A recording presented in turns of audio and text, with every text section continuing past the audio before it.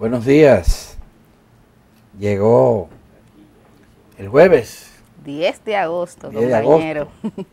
Gracias, muchísimas gracias, damas y caballeros, por integrarse al programa, por comenzar con nosotros. Así esta es. nueva entrega de su telediario 1+1. Y hay muchas noticias, Milis, nacionales E internacionales, correcto. Una de ellas que sorprende, algunos medios no la sacaron, fue el comunicado de la Junta Central Electoral, emitido en la noche de ayer, en el que dice que de manera inmediata los partidos políticos tienen que cesar la campaña proselitista ilegal, fuera de ley, a destiempo, que están desarrollando. Y recuerda que este periodo es para campaña interna. La pre-campaña. La pre-campaña. Según la ley, sí. Está citando la 3318. El artículo 44 Exacto. de la ley de partidos. Exactamente, compañero. Partidos políticos, movimientos, etc. Y agrupaciones, etcétera. Así que se llama eso. Bueno, pues esto era lo que reclamábamos ayer nosotros. Justamente. Y venimos reclamando desde hace mucho tiempo. Claro. Y en términos específicos estamos hablando de que en este periodo no se pueden hacer mítines. Ni colocar vallas. Marchas, colocar vallas. Hacer propaganda por los medios radiales, spot radiales, como hay varios hoy mismo. Y televisivo. Exactamente, y televisivo. No, eso no hay. Están llenándose. Claro. Y vaya usted a los pueblos.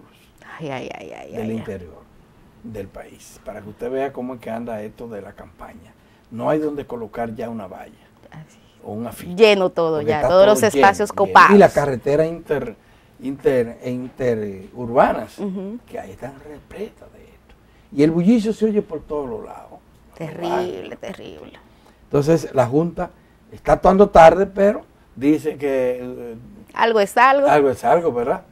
Y vamos a ver cuáles son las consecuencias de esta advertencia. Hay que recordarle que esa misma ley establece que entre las sanciones que se le podrían aplicar a la persona, a los partidos y aspirantes a cargos electivos que violen la ley, incluyendo esto que está planteando la Junta, están la de dejarlos, evitar que se inscriban en la Junta. La inadmisibilidad de candidaturas. Y el otro es la suspensión de los fondos que le otorgan a los partidos políticos. Son dos sanciones que duelen. Claro. Que le pueden doler a los partidos y a los aspirantes presidenciales. Y miren de lo que se trata, señores. Es que no se desesperen. Si usted forma parte de un partido político y aspira a un cargo a nombre de ese partido político, vaya a los miembros de ese partido. Reúnase con los miembros de ese partido. De ese partido, con los simpatizantes de ese partido, pero no moleste a los demás. Claro. No altere la vida ciudadana. Así es. Y para reunirse con la gente del partido hay que ir a los locales, hacer encuentros. Si los locales resultan pequeños, alquílese uno. Sí. Que le resulta más barato que hacer propaganda indiscriminada en la población. De eso es lo que se trata. ¿Para qué? Para que la vida de la ciudadanía siga su agitado curso, sin molestia. Para que la sociedad no se paralice, para que la economía no resulte afectada por esta situación. Y sobre todo el derecho a la tranquilidad que tienen los hogares. Claro. De eso es lo que se trata. Yo creo que otra arista que podríamos sumar a tu análisis es las consecuencias que tiene el tú tener campañas que sean tan largas en el tiempo, que una de sus consecuencias directas es que entonces son campañas muy costosas. Yo comentaba que ayer el hecho de cómo el viernes pasado, por ejemplo, un precandidato, ni siquiera todavía un candidato oficial, pagaba las portadas falsas de los periódicos. Entonces imagínate, a nivel interno, solamente concentrándonos en ese partido, eso constituye una competencia desleal, porque cuántos de esos candidatos están en la capacidad de incurrir en costos como ese. Y eso, estimados televidentes, lo que hace entonces es que sirve como una especie de barrera para personas que sin tener fortunas, a veces cuestionables, pero sí tienen una vocación de servicio, que es lo que debería de primar en la actividad política, pues entonces no pueden aspirar porque dicen, no, yo quisiera, pero ¿cómo yo voy a contar con 60, 70 millones para una candidatura a senador o una candidatura a diputado? Mílice, con 5 millones. Ya tú sabes. 5 millones, eso no es todo el mundo, claro. Imagínate un dirigente comunitario. Claro, o el líder, mira, puede ser un profesional. También. Puede ser un profesional. Personas que les cuesta mucho ganarse el dinero, guardar el dinero, Claro. les cuesta mucho. No se puede arriesgar a invertir si tiene 5, 6, 10 millones de pesos para invertir en una campaña electoral. Claro. Entonces, ese es el problema. Y además, que cuál es lo que se llama en comunicación, cuál es las expectativas de retorno que tú tienes en la actividad política, que tú eres capaz de invertir 60 millones. O sea, ¿cómo es que tú entiendes que vas a recuperar ese dinero para atrás? Eso es altamente cuestionable. Claro. Y para lo único que esto ha servido es para que gente sin mérito alguno, sin compromiso alguno con su población, lleguen a órganos electivos, que son órganos deliberativos. Van desde los ayuntamientos, las cámaras de diputados y senadores, hasta la presidencia de la República. Así es. Bueno, ahí está. Hay que felicitar a la Junta, hay que respaldar a la Junta en esta decisión que ha tomado, porque es una decisión hasta cierto punto valiente, que se produce en este momento. Un poco tarde, repetimos, porque ya la campaña va a comenzar pronto. Sí. Y de hecho, un detalle que a mí no me gusta del comunicado, que tengo que decirte que fue un comunicado pagado, por eso no reseñaron todos los periódicos, es que le da 15 días de plazos. O sea, entonces tienen hasta el 25 de agosto para retirar. Le va a quedar después de septiembre. Exactamente. Entonces, en 15 días, compañeros, se acaba el mundo. Aunque dice que de inmediato. Sí. Bueno, ahí está, damas y caballeros. Esa es una de las noticias más trascendentes, me parece a mí, del día de correcto. hoy. A las 10 de la mañana se va a iniciar un acto en el Banco Central para anunciar los resultados generales del pasado censo que se hizo en noviembre del año pasado. Ese acto va a estar encabezado por el presidente de la República, un acto grande, en el Banco Central, y debe de ser así, porque las expectativas que hay sobre esto son variadas. Algunos lo descalifican por adelantado, pero mucha gente, investigadores, estudiosos de los temas sociales, gente del propio Estado dominicano, las instituciones públicas y privadas, están esperando los resultados porque de ellos depende mucho la planificación. Claro. Y vamos a ver cuántos somos, ¿verdad? ¿Dónde estamos? Sí, ¿qué hacemos? Claro. Bueno, eso es muy importante. A las 10 de la mañana, el Banco Central. En los salones. Sí, en el auditorio. El auditorio del Banco Central. Del Banco Central. Salomé Ureña. Sí, usted va para allá. Yo iré, quiero primicia, a ver. Lamentablemente no puedo ir. Y agradezco muchísimo las invitaciones que me han hecho de distintos ámbitos. Pero la buena nueva es que mañana vamos a tener en exclusiva aquí en 1+1 la directora de la ONE. Sí, y ahí podremos enterarnos de manera directa de muchos de estos y vamos detalles. A tener tiempo para estudiar lo que se Exactamente. Mañana, así es. Las cámaras de diputados, en otro orden, damas y caballeros, falló en conocer un punto de agenda que era clave, lo habíamos comentado aquí. Sí, justamente. Que era el conocimiento del proyecto de presupuesto complementario, no lo llaman así, reformulado. De la Nación. Hubo un alboroto de los partidos opositores. Que también lo comentábamos ayer. Sí. Pero ayer decían que no habían tenido tiempo de leer eso, que esto, lo otro, que por qué tan rápido. Hubo una comisión especial donde fue enviado el proyecto, que él lo estudió. Sí, lo aprobó sin ningún inconveniente. Pero cuando fue al pleno ahí hubo un poquito de complicación. Vamos a ver porque no hay fecha fija. No, y recuerdo que solamente le quedan 5 días a esta legislatura extraordinaria, de modo que posiblemente eso se quede para la próxima legislatura. Bueno. Porque tiene que ir todavía al Senado, Adalberto. Así es. Millicent, ¿y viste lo de El Salvador? Lo de Ecuador. Ecuador, ¿cómo no? Es una noticia ayer al final de la tarde en todos los medios nacionales e internacionales, el asesinato de uno de los 8 candidatos presidenciales que hay en Ecuador para las elecciones que están pautadas el 20 de agosto. Él es Fernando Villavicencio. Exactamente. Él es candidato por una coalición de dos grupos importantes. Se trata de un periodista. Investigador por demás. Investigador, muy conservador, Sí. muy de ultraderecha le llaman, Sí. que arremetió, se consideraba que era un enemigo principal del expresidente de Ecuador. Sí, pero probada esa enemistad, ¿eh? Sí, sí, él lo tenía acosado y lo acusaba Constantemente. de todo. Y había sido condenado inclusive por difamación. Sí, por exactamente. injuria, en par de ocasiones. Sí. De lo que salió libre también. Bueno, pero fue prófugo durante un buen tiempo, Sí, Adalberto. sí. Y lo asesinaron ayer tras salir de un acto en el centro de Quito, que es la capital ecuatoriana, un acto político, Sí. electoral. Él en las encuestas está en cuarto lugar, muy lejano, pero muy lejano de los dos principales contrincantes, incluyendo a una. Que es la candidata del correísmo. Sí, ¿cómo le llaman? Que es la que está encabezando los sondeos y las encuestas. Correa dijo ayer que en Ecuador se caminaba hacia un estado fallido, Así es. que esa es la situación que había. Claro, este asesinato se produce en medio de una situación pero muy, muy complicada que está viviendo Ecuador. Sí. Ustedes vieron en estos días que Ecuador fue noticia, o ha sido noticia Sí, sí, durante sí. las últimas semanas, por los motines en las cárceles y el saldo de muertos en esos motines y en esos enfrentamientos. Pero además, con anterioridad, el Congreso se abocaba a destituir al presidente Sí. y él apeló a una figura que solamente lo tiene Ecuador, que le permitía declarar, ¿cómo se llama?, la muerte cruzada. Exactamente. Y convocar las elecciones. Que son las que están pautadas para el 20 de agosto. Para el 20 de agosto, sí, de 2 semanas. Tendremos elecciones en Ecuador.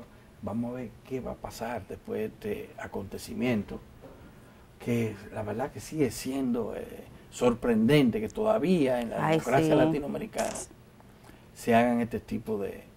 Tú sabes que a mí me llama particularmente la atención de este hecho.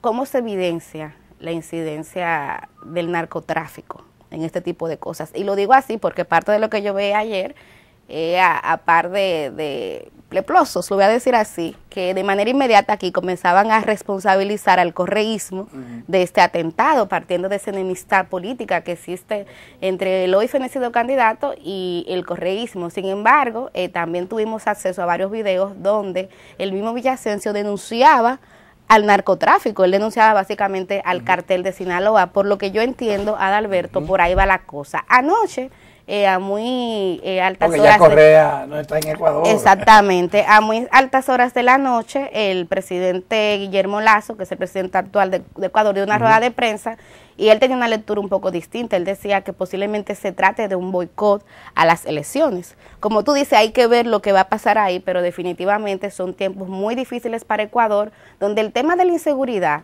en un gobierno bastante conservador, porque hay que decirlo, Lasso, es banquero, que de hecho aquí mismo dábamos en su momento la crónica de lo difícil que fue alzarse con la presidencia, precisamente por cómo está fragmentado el poder a lo interno de Ecuador. Y bueno, el tema de la inseguridad ciudadana ahí se ha deteriorado bastante, y los motines que tú señalas es también un ejemplo de eso, Adalberto. Sí, porque son motines en los que los protagonistas son delincuentes. Sí. Y sobre todo vinculados al tráfico de drogas. Exacto. Vinculados a eso. Sí, por eso ya lo de narcotráfico aquí. Sí, Ecuador ha tenido muchísimos problemas, inclusive conflicto con Colombia, porque la Guardia se mete a...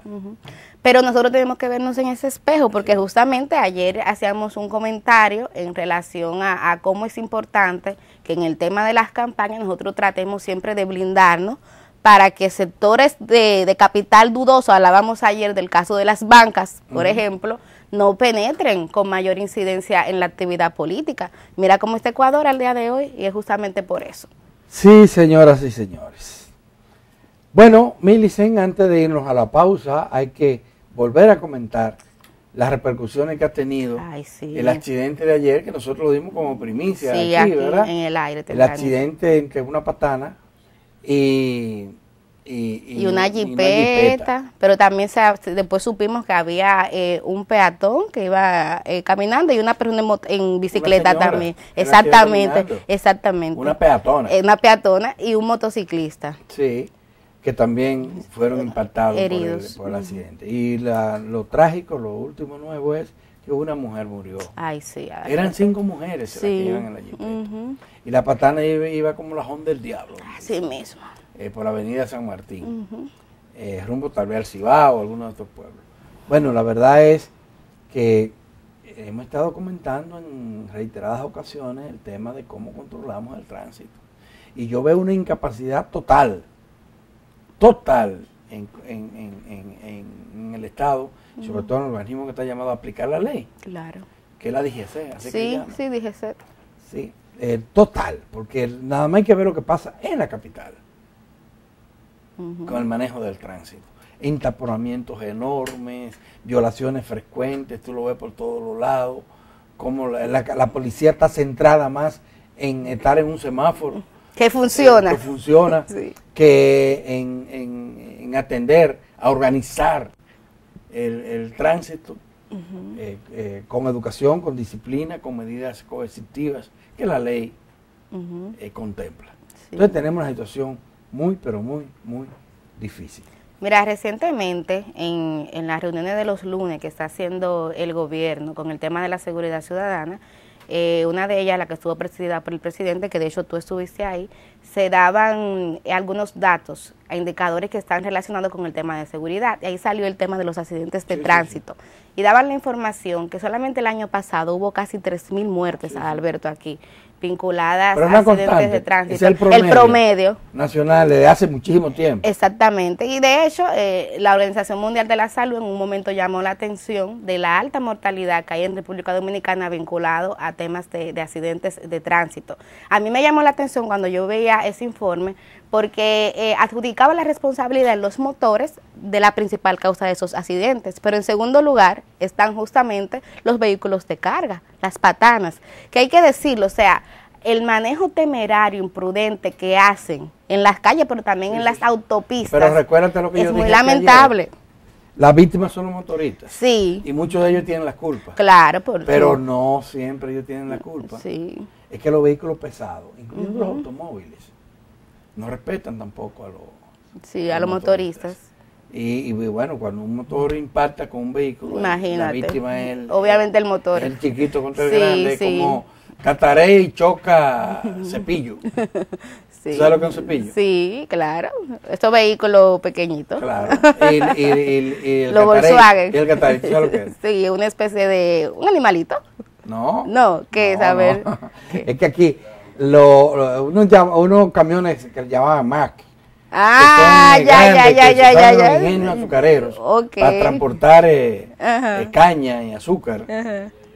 Son tremendos las patanas de hoy. Entonces cuando choca con el carrito chiquito. No, el cepillo tiene la de perder. El cepillo tiene la de perder. Entonces, esta es una situación que hay, pero hay que organizar el tránsito. Definitivamente. Hay que tener capacidad para hacer eso. Eso no es solamente la disciplina, es el orden, cómo organizamos. Y yo vuelvo a decir aquí que un ingeniero, lamentablemente fallecido, que estuvo al frente, que creó, que armó lo que se conoció como la Autoridad Metropolitana del Transporte, cuando llegó Leonel Fernández por primera vez al poder. Ese ingeniero se llamaba Hanle Hermann y él organizó el tránsito en la capital. Imponiendo, y se resolvió dos cosas. Estableció orden, agilidad en la movilidad y erradicó la corrupción dentro de los policías que están en esa fila. 3 aspectos importantísimos. Y eso fue un ejemplo para el mundo, no solamente para nosotros, de que así se podía. Pero luego, señores, vino un gobierno que dijo, ese tránsito no puede estar organizado por nadie que no sea la policía. Por un civil. No puede estar organizado por un civil. Y volvieron y le dieron esa meta a la policía. Y mira por dónde va la cosa. Mira por dónde va, volvimos al desorden, claro. Volvimos al tráfico de influencia, porque ¿qué es lo que ocurre? Hanle Hermann hizo algo que aparece en un libro de él, mencionado, que fue un ejemplo interesantísimo para que vean que la cosa no era de relajo. Una jipeta de un ministro, un ministro todopoderoso, que era el ministro de Obras Públicas. Pero muy poderoso. Muy poderoso. Se parqueó en la 27 de febrero en una vía, en un espacio, en una vía que había sido diseñada para carros de transporte urbano y autobuses. Y nadie se podía parar. Y se paró la 27 de febrero. Y vino un general y se llevó la jipeta del ministro de Obras Públicas, que era de Andino Peña. Justamente. Entonces ese ejemplo fue fuerte. ¿Por qué aparece en el libro de Hanley Herman sobre esto? Su memoria? ¿Por qué aparece? Porque a Hanley Herman lo amonestaron.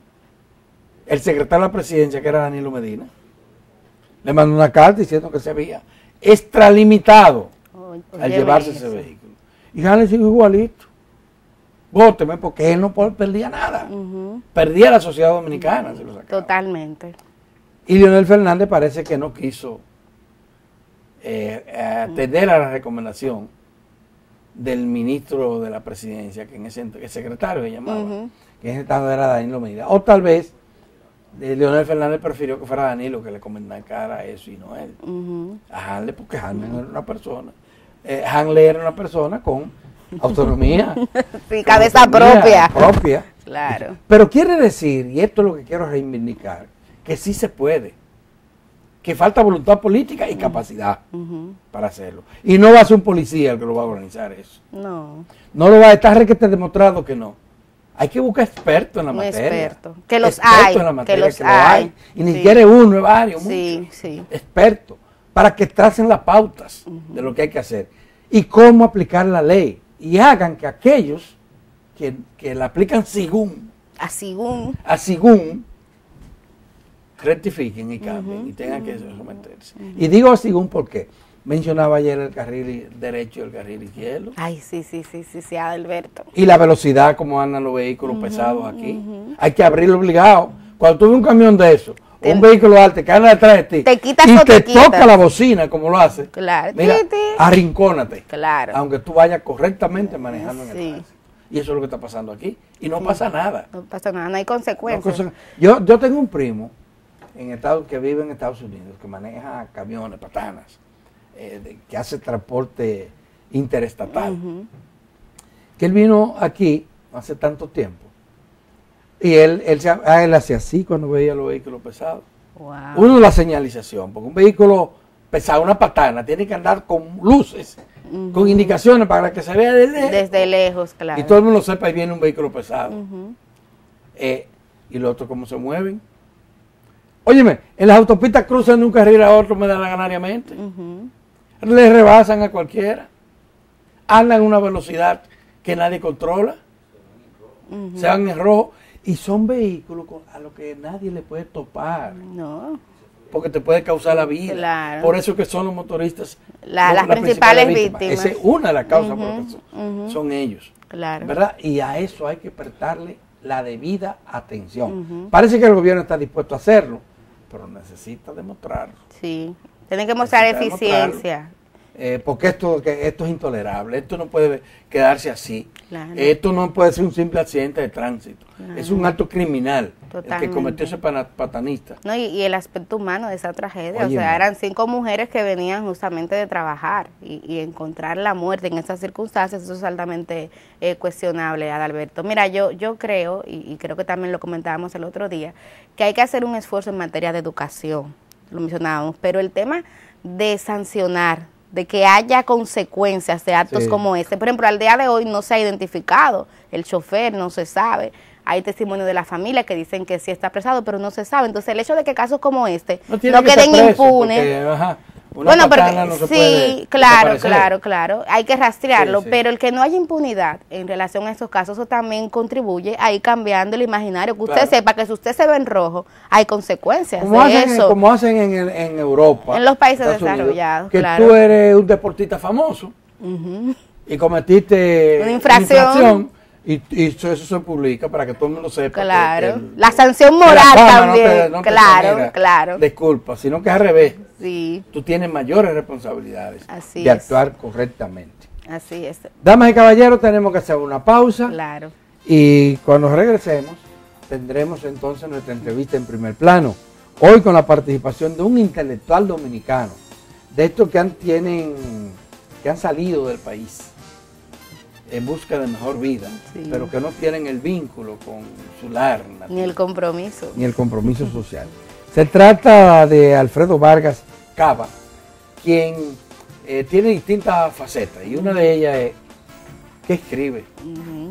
Que escribe. Y tiene un planteamiento muy interesante sobre Haití, que nosotros quisiéramos compartir con ustedes. Así es. Así que después de la pausa, con Alfredo Vargas Cava, vamos a conversar largo y tendido.